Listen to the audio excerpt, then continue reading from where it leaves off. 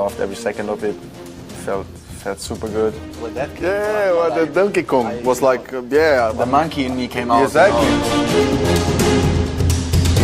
And what were you doing with the champagne? First time since a long time that I was having a huge bottle like this. Yeah, and then I was a bit. You're trying to spray it? Yeah, but I didn't know what to do. I was a bit lost.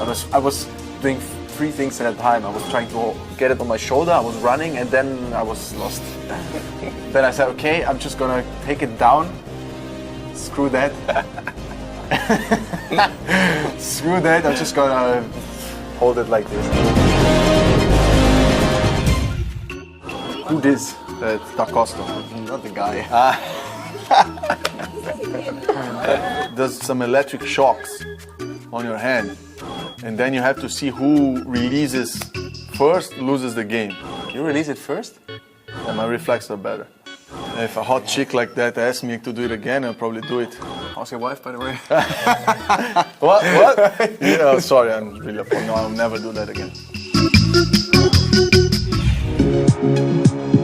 The Mexican fans, they are super enthusiastic. There is like, I don't know, 30, 40, 50,000 people on the race day. And then when you are at low speed, you can hear them. For example, at the start of the race, for sure you can hear them a lot. I think Berlin and Mexico are the ones where you hear them the most, just by the way the tracks are designed.